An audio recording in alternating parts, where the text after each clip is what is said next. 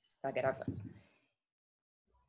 Olá, pessoal, sejam super bem-vindos a esse encontro. É um encontro que eu estou extremamente grata, honrada, feliz, emocionada com a presença da Ana Paula Cury, que eu vira e mexe, eu assisti a uns vídeos dela na internet, eu a conheci só pela internet, e vi uns vídeos e eu falava assim, gente, que ser humano é esse que fala, que usa as palavras de uma forma tão amorosa, tão delicada, tão sábia, tão precisa.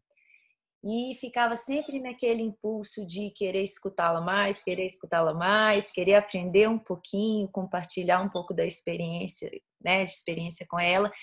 E me movimentei, consegui o contato dela e hoje eu trouxe ela aqui para compartilhar com vocês que me acompanham aqui na Assembly um pouco sobre os desafios da paternidade, da maternidade hoje em dia, um pouco sobre uma experiência maravilhosa que é a experiência de vida dela. A Ana Paula, para quem não conhece, ela é médica, clínica geral, ela atende adultos e crianças, e o trabalho dela é orientado pela antroposofia, ela é médica antroposófica. Ela é cofundadora da Escola de Pais, a primeira escola de pais em colégios Waldorf aqui no Brasil, no Colégio Rudolf Steiner de São Paulo. E ela também tem um trabalho, ela tem várias outras coisas, ela faz várias outras coisas, mas a gente teve que resumir aqui um pouquinho de todo esse percurso de vida dela. Ela também faz um trabalho social chamado Projeto Semear, na favela de Paraisópolis, em São Paulo, no qual ela leva, né, para crianças de situações de risco um pouquinho de esperança através do lúdico, através das ferramentas da pedagogia Waldorf. Então, eu gostaria de dar as boas-vindas para a Ana. Ana, é isso mesmo? Você quer falar um pouquinho mais sobre você? Seja super bem-vinda. Muito obrigada, Clarissa. Eu que agradeço o convite e a oportunidade de compartilhar com amigos e irmãos de jornada, né? Porque quem está ligado nisso, com certeza, compartilha comigo esse desejo de se tornar pai ou mãe consciente, responsável, né? Aproveitando essa oportunidade que os filhos nos concedem de a gente se tornar uma pessoa melhor e aprender a amar, né? Claro. A Ana também é mãe, esqueci de falar, ela tem 3 filhos, um de 26, um de 23 e um de 19. Então, também ela fala com bastante propriedade por todo esse processo que ela vivenciou com a maternidade, que grande parte desses projetos que ela faz parte hoje surgiram desse impulso aí que veio com a maternidade, dessas transformações. Então, Ana, eu queria que você começasse compartilhando com a gente um pouquinho do que você percebe aí na sua prática, né? Com tantas...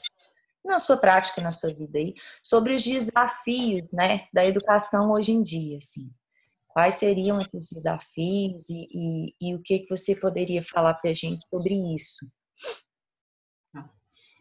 Eu diria que talvez o principal desafio de onde os outros todos derivam, porque são muitos, né, hoje em dia, é o fato de que hoje a maternidade, sobretudo, não se assenta mais sobre uma base natural e instintiva.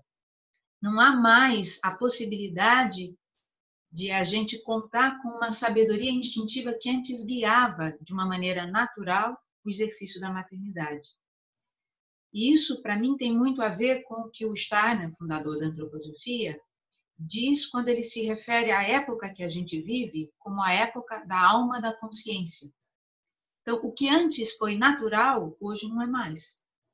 É impressionante que hoje eu posso encontrar jovens mães super amorosas e desejosas, né, de dar o melhor para os seus filhos, mas às vezes incapazes até de carregá-lo no colo de uma maneira adequada, né? Precisa reaprender tudo que antes era simples e natural. Hoje a gente se sente muitas vezes despreparado no exercício da paternidade, da maternidade, precisando aprender quase como um ofício, mas um ofício sagrado, né? Talvez o mais sagrado de todos. Então eu percebo que hoje é preciso elevar a consciência e se apropriar do que antes emergia de uma maneira natural. Então, nesse sentido, eu acho que a gente se sente muitas vezes também só. E essa é uma outra característica da nossa época. O fato de a gente ter se individualizado tanto, por um lado, isso provoca também uma situação de solidão e isolamento.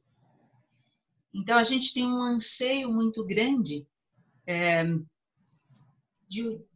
embora isso seja também uma contradição ou uma polaridade, a gente se orgulha, em parte, da independência, né, do grau de emancipação e liberdade que essa individualização gerou, mas, por outro, a gente também se sente só e tem um anseio de expandir esse senso de identidade numa comunidade. Então, hoje, muitas vezes, coisas que antes eram naturalmente dadas, hoje elas precisam ser forjadas por um esforço consciente, a partir de um reconhecimento de que aquilo é verdadeiramente bom. Mas a gente se sente insuficiente para fazer isso sozinho. Vou dar um exemplo bem trivial, né? Então, as famílias hoje são bem menos numerosas. As pessoas vivem, em grande parte, em metrópoles, em apartamentos, muitas vezes. Não conhecem o vizinho do lado. Enquanto a gente, décadas atrás, brincava na rua, todo mundo se conhecia há 3, 4 gerações, foram os pioneiros que construíram aquelas casas, então os meus avós e depois os filhos deles, e aí nós, os netos, todo mundo se conhecia. Não havia muros altos, não havia problemas de segurança ou violência, as famílias eram numerosas, as crianças brincavam na rua. Hoje, a opção pelo filho único é cada vez maior. As crianças rapidamente ficam entediadas. Em vez de companheiros de brincadeira, espaço e uma cultura de brincadeiras, elas têm um quarto de brinquedos. Brinquedos muitas vezes eletrônicos, que brincam por elas. Então as crianças rapidamente se entediam e elas demandam, solicitam, né? Atenção ou alguma coisa que gere para elas novas sensações. E aí é mais fácil deixar a babá eletrônica ligada, né? Então ela fica na frente de uma tela, seja de um computador, de uma televisão, né? O que vai drenando a vitalidade dela. Então, aquilo que antes acontecia naturalmente porque as próprias circunstâncias favoreciam isso, hoje não é mais natural. Se eu tiver identificado com isso porque reconheço o valor disso, eu tenho que, deliberada e forçosamente, criar a situação, me disponibilizando, trazendo outras crianças para casa, ou levando a um parque ou a um espaço que possibilite que as crianças brinquem. Isso não é mais dado naturalmente, sem que os adultos tenham que se ocupar disso, percebe? Claro, faz todo sentido. Então, esse é um grande desafio, né? A gente não vive mais em contato com a natureza, nem a natureza de dentro, nem a natureza fora. A gente mora num mundo que é modificado, né? A partir da matéria-prima que é natural, mas é um mundo artificial, é um mundo feito pelo homem e um mundo que morre nos mecanismos da tecnologia. Então, a gente precisa infundir esse mundo de novo de vida.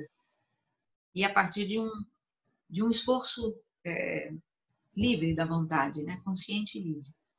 Exato. Então, acho que esses são 2 grandes desafios dos quais outros tantos derivam. Né? Sim, com toda certeza. E falando assim, né, sobre você falou assim, né, que a gente vive desconectado da natureza do lado de fora e da natureza aqui dentro, assim, né? E algo que eu percebo, assim, né, é que algo que me traz para essa conexão com a minha natureza interna, ou com o que é natural, ou quais são as necessidades daquela criança, que às vezes é tanto barulho, é tanta distração, é tanta informação, a gente não consegue perceber essas necessidades, né? E essas, como cuidar, como carregar, algo que às vezes, por exemplo, aquela criança que teve 10 irmãos, ela cuidou de todos os irmãos mais novos e um cuidava do outro, os menores aprendiam com os maiores. E ali acontecia, né, naquele brincar, naquela interação de crianças com crianças, né, com a natureza, isso, né, esse saber aí que a gente está tendo que forçar, como você diz, né, isso acontecia de uma maneira muito mais natural. Então eu sinto que, assim, que observar a natureza do lado de fora me ajuda a entender essas necessidades da criança e as minhas próprias naturezas. A minha própria natureza, né, do meu ser. E eu queria, Ana, que talvez você falasse um pouco sobre isso, sobre esse ritmo natural, sobre essa natureza que está ao nosso redor, independente se eu moro numa cidade grande ou se eu estou num lugar que eu tenho muito contato com a natureza, né, no meio da natureza, mas como que o pai, a partir, né, que você falou que ele vai ter que forjar, mas como que ele pode se inspirar na natureza, nesse ritmo, para ele acessar esse espaço de conexão com ele e com a natureza da criança, assim. Não sei se ficou claro, mas... Se não tiver ficado, e se eu não responder exatamente o que você está pedindo, você Tá bom. reformula ou me dá um sinal. Bom, do que eu compreendi do que você está dizendo, e eu concordo, quando a gente pode estar em conexão ou buscar essa reconexão com a natureza como ela foi criada, ela nos traz, para quem é um observador atento, muitas lições de vida e sobre a vida. Tudo que é vivo transcorre em ciclos no tempo. Tudo que é vivo alterna polaridades numa dança. E você tem a noite e o dia, você tem o alvorecer e o entardecer. Esse é um dos princípios básicos para que haja vida. Respirar, né? Inalar, exalar, e a natureza está nessa vida pulsante sempre vivendo em ritmos, os ritmos das estações, o ritmo do dia e da noite, né? O ritmo da cheia, da vazante, da maré baixa, da maré alta. Então, essa é uma das coisas que a natureza traz e que nos ensina sobre a vida. O Steiner, quando ele faz as primeiras palestras, né, aqueles que vão ser os primeiros educadores a partir de uma visão que concebe o ser humano como um ser dotado de corpo, mas também de alma, de espírito, quando ele funda essa pedagogia Waldorf, ele diz uma coisa muito curiosa, ele diz que as primeiras coisas que a gente precisa ensinar uma criança é a dormir e a respirar. Isso deve soar muito esquisito para quem imagina que a gente já sabe, já nasce sabendo dormir e acordar e já nasce sabendo respirar. Mas ele não está se referindo apenas aos ciclos que biologicamente têm uma certa sustentação em si mesmos. Mas ele está falando sobre aprender justamente a alternar o dormir, né? Quer dizer, esse repousar e restaurar, com o acordar e estar consciente e vígil, né? Então, esse ritmo que alterna harmonicamente polaridades é algo que a gente precisa trazer. As pessoas acham que ritmo é rotina, é ter compasso, que na verdade é ter hora para tudo. Não, ritmo alterna polaridade. Então, hoje, por exemplo, na vida cotidiana, muita gente faz, só exala, exala, exala, não tem um momento de quietude que compensa, né, e contrabalança tudo que está fazendo. Então, para uma criança, é importante alternar o momento que ela brinca, por exemplo, livremente, e se expande, com um outro onde a gente traz ela mais para a intimidade e a faz contemplar ou ouvir uma história, né, e voltar-se para uma atividade um pouco mais intimista, às vezes até num ambiente com uma certa penumbra, né? Então, se eu alterno o brincar livre com o momento em que eu conto uma história ou que eu ponho ela no colo e que a gente conversa, fazemos uma roda de conversa ou a gente canta, isso é alternar e fazer, né, respirar como na natureza.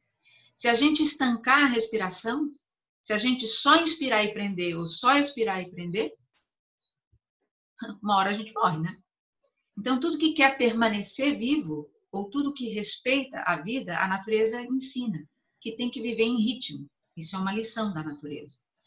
Outra coisa, quando a gente vai para a natureza, os sons, que são sons animados e vivos, ou os tons, as cores, o que a gente vê, né?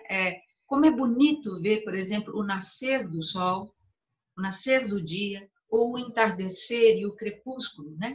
Como surgem cores justamente no nascer e no entardecer, como o céu se pinta de cores que surgem do casamento da polaridade entre trevas e luz. Goethe dizia isso, né? Que as cores são atos e sofrimentos da luz, ou são filhos do casamento entre as trevas, a escuridão, e a luz. E assim também é na vida. Nós temos um lado que é escuro e nós temos um lado que é luminoso. Muitas vezes a gente quer negar a nossa sombra e olhar só para a nossa luz. E aí talvez a vida fique meio sem cor. Porque a gente fica querendo ser perfeito ou perfeccionista e com isso a gente nega algo que é tão relevante quanto. E a gente sacrifica em nome de uma falsa perfeição a nossa plenitude. E talvez isso matize, por exemplo, um aspecto da nossa educação que é não ter permissão para errar, e errar faz parte de aprender, né? Então, essa é uma outra lição que aparece, por exemplo, nessa coisa do convívio com a natureza. E o verde, né, tem a ver exatamente com isso. No diálogo das cores, o verde é um meio, né? Por isso, estar na natureza pode ser tão tranquilizador, pode ser tão sanador, né? Estar diante do verde, diante da vida que respira, né? Diante da luz e do calor que são assimilados, tragados, né? Pelas plantas que nos devolvem isso em alimento, em oxigênio para a gente respirar. Então tem tanta coisa ali que é fato e ao mesmo tempo é uma imagem de uma realidade espiritual superior que pode ser referência para como a gente pode educar, né? Se a gente respeitar a vida. Então a natureza é plena de referências sobre a vida, o viver e o educar, né? Concordo com você. Então, são alguns exemplos que me ocorrem. Claro.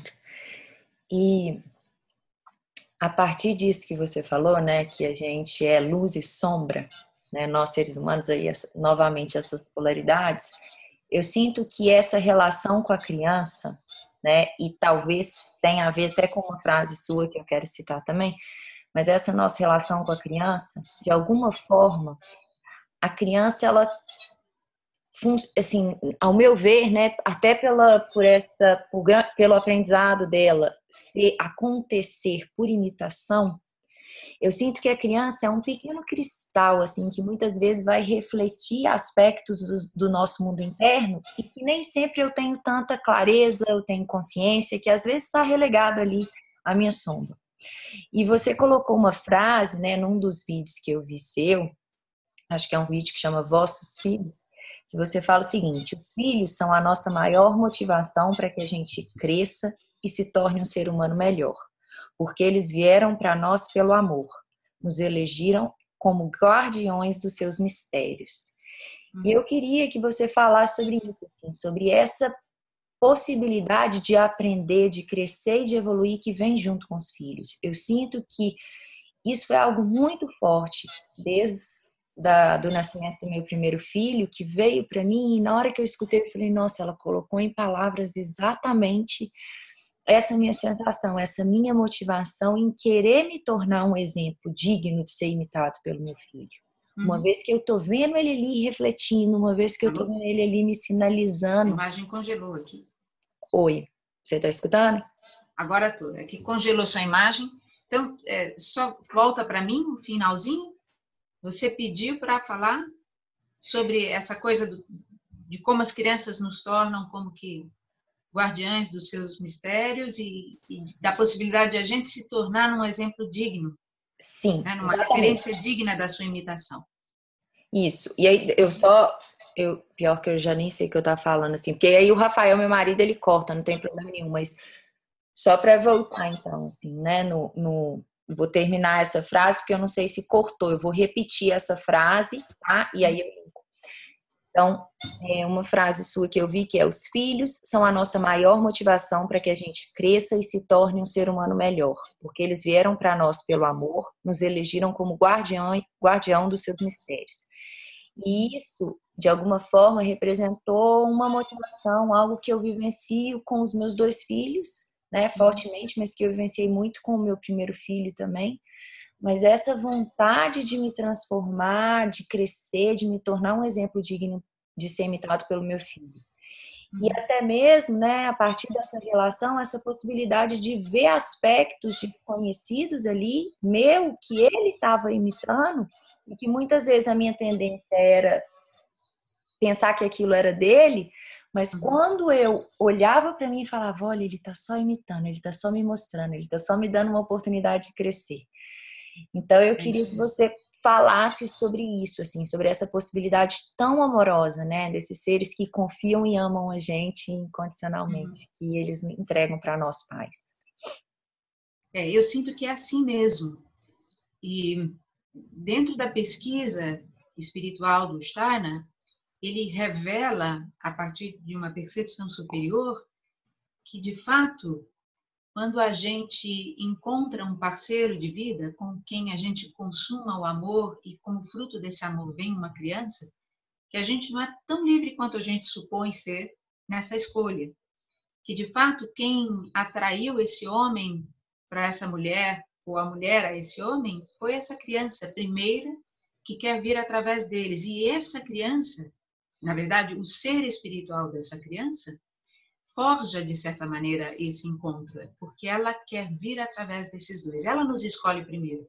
É nesse sentido que este ser da criança, que tem, claro, todo um passado, né, de uma vida pré-existente ao ingresso dela na Terra através do portal do nascimento, esse ser nos escolhe, e isso é um ato de coragem e amor, primeiro.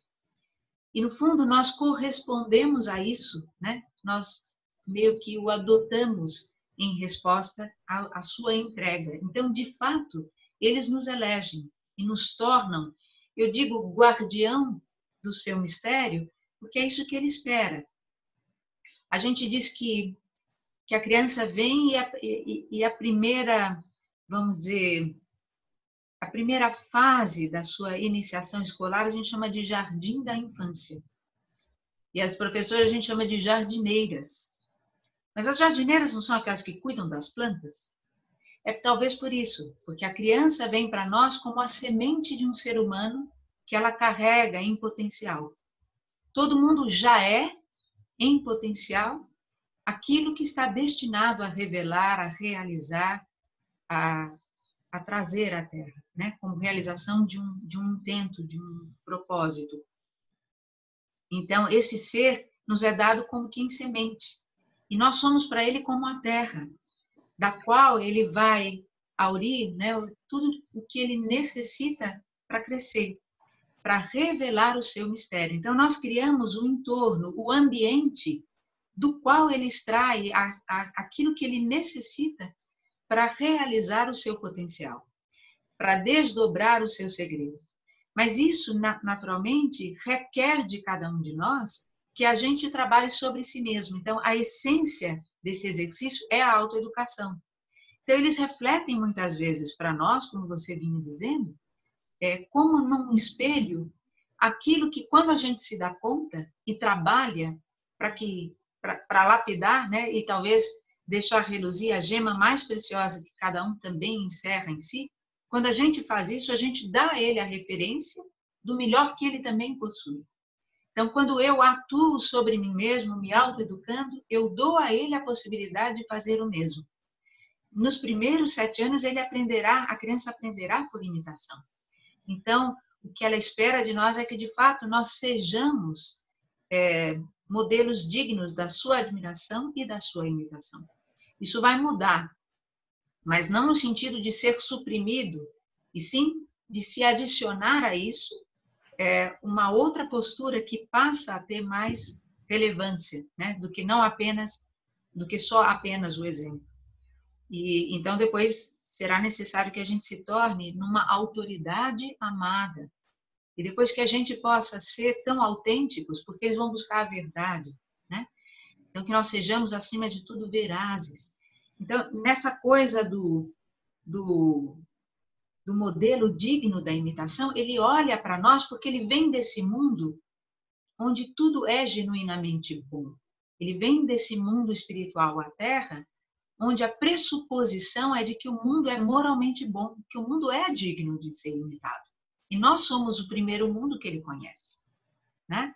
Então, ele pressupõe, ele parte desse pressuposto, e é curioso que eles nos chamam de pai e mãe. Eles não nos chamam pelo nome que a gente recebeu e como os outros se referem a nós quando se dirigem à nossa personalidade. Eles nos chamam de pai e mãe, que são os mesmos nomes dos quais a gente se serve para se referir ao espiritual, como origem, né? Enfim, há um só termo. Pai e mãe são denominações suprapessoais, né? Então, nós somos como representante do pai e mãe divino. E ele, de certa forma, reproduz para a gente o arquétipo do filho, cuja essência é amor. Então, é nesse sentido que eles, de certa forma, suscitam em nós o melhor do nosso amor, que ainda é pequeno, que também ainda é criança, mas que vai se realizando nesse gesto do cuidado, do sair de si, do querer sair de si e se tornar melhor para oferecer a ele o ambiente no qual ele se torna ele mesmo, né? Então, cada criança vai se educar pelo seu próprio destino interior, mas ela tem que se servir de um ambiente que possibilite isso. E esse ambiente é a gente quem oferece, trabalhando em si mesmo. Claro, claro, que incrível. E, né, assim, eu sinto que como uma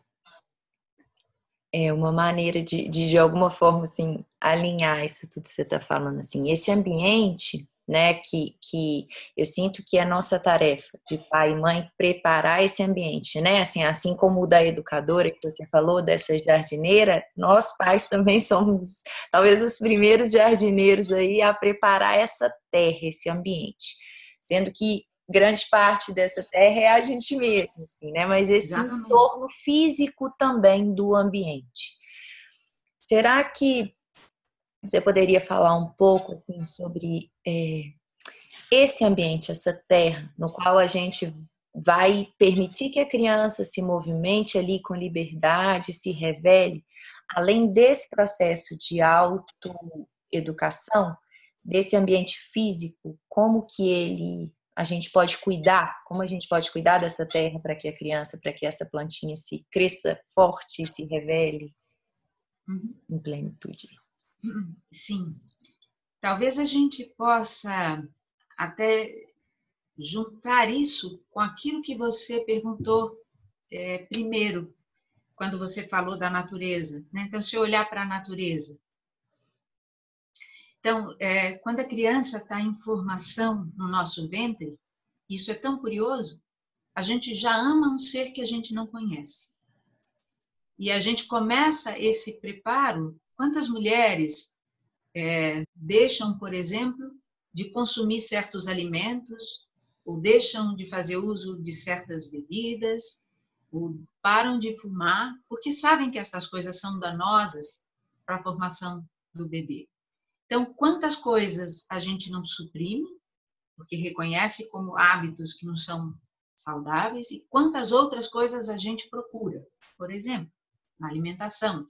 De que estímulos visuais, sonoros, a gente procura se cercar. Quer dizer, a gente começa a preparar isso, né? Procurando o belo, o verdadeiro, o que é bom, já desde aquilo que sustenta a formação através do corpo, não é? Uhum. E essa criança está ali, o seu corpinho, a sua morada em formação, e ela está nesse ambiente, a melhor embalagem do mundo, ali protegida de frio, de calor, numa certa penumbra, né? Num abraço que a contém, que protege, que assegura, que nutre. Então, de certa forma, é como se quando ela vem para o mundo e para esse ambiente que agora é responsabilidade nossa cuidar, que ele deveria conter, embora um pouco expandido, as mesmas qualidades que esse ambiente ofereceu para ela, em termos de nutrição física e anímica, em termos de proteção física e anímica, né? A justa medida entre calor e, não vou dizer frio, né? Mas quão fresco ou quão cálido deve ser esse ambiente, né? Tanto do ponto de vista físico, quanto do ponto de vista anímico. Né? Quão nutridor, seguro, protegido vai ser esse ambiente. Então, do que a gente tem que proteger? O que a gente tem que estimular? E o que a gente tem que nutrir? Talvez essas sejam perguntas que nos ajudem a balizar como referências a constituição do ambiente que, do ponto de vista físico, vital e psíquico, anímico, emocional, a gente precisa prover a essa criança. Então, por exemplo, basta a gente pensar, o que é que nos convida para um ambiente? Um ambiente de calor humano ou um ambiente de frio, né? Impessoal, ou onde eu não me sinto talvez tão acolhido.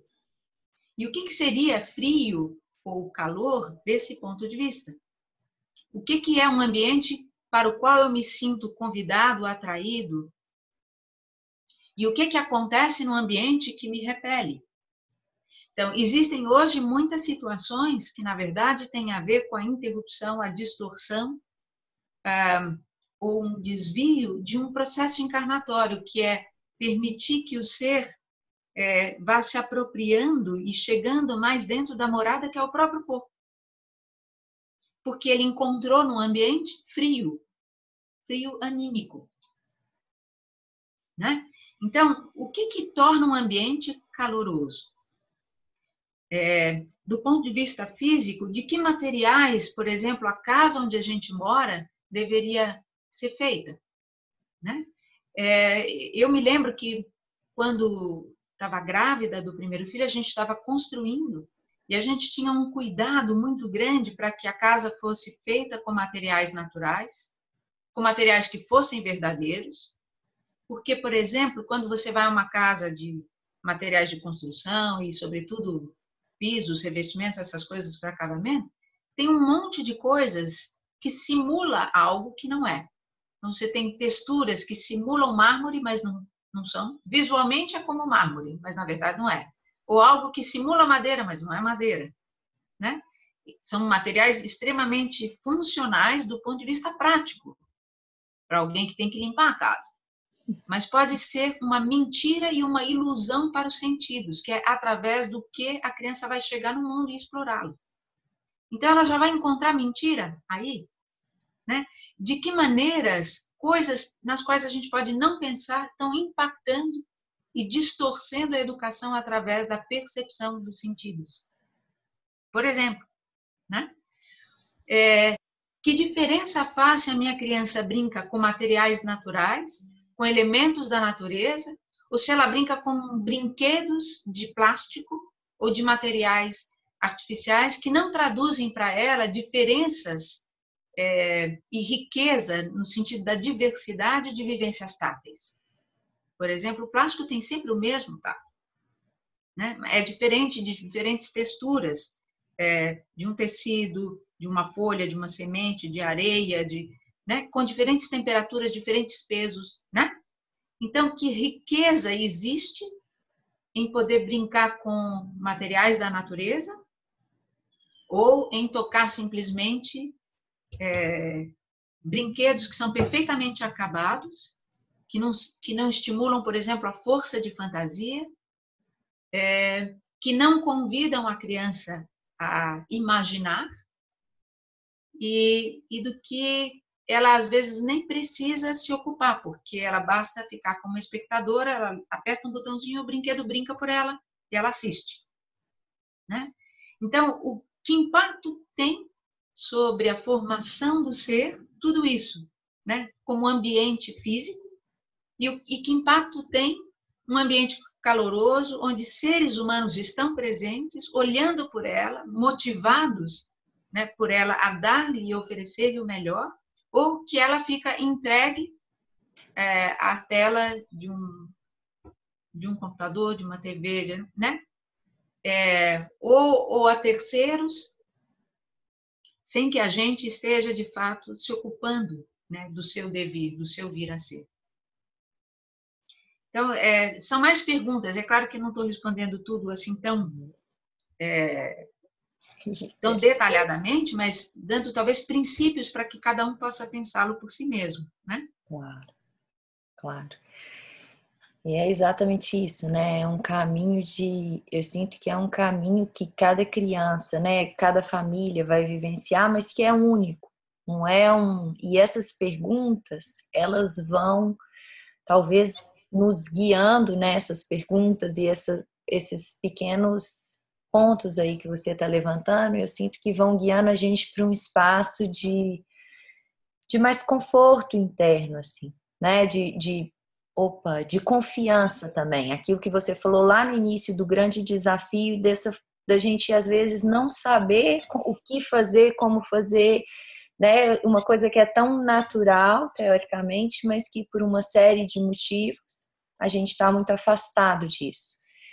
Então, para a gente finalizar, Ana, eu queria que você talvez deixasse uma mensagem, né, de esperança aí para essas mães, para essas futuras mães que estão assistindo, para essas mães de 1, 2, 3 filhos ou mais que estão nos assistindo aqui e que estão escutando essas palavras e que de alguma maneira se identificam com esses desafios que você, perdão, que de alguma maneira identificam com esses desafios que você colocou.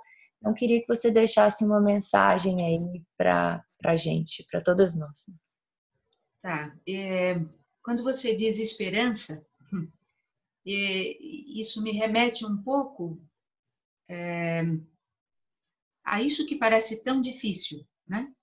De certa maneira, o ideal da maternidade, da paternidade, é algo que parece muito acima das nossas possibilidades. É algo com que a gente sempre se confronta no nosso limite, né? A gente percebe que a gente está sempre muito aquém daquilo que eles realmente precisam. Por outro lado, isso faz parte justamente desse gesto de amor e de escolha, essa eleição, né, que eles fazem de nós como guardiões dos seus mistérios. Quando eles se entregam, essa entrega é uma confiança mesmo, eles vêm abertos em confiança. E, no fundo, o que eles esperam de nós não é a perfeição, não é o resultado nota 10, mas é o compromisso genuíno de amor. É a gente dar o melhor de si mesmo a cada momento. E a despeito dos nossos erros, a gente já está perdoado antes até de cometê-los.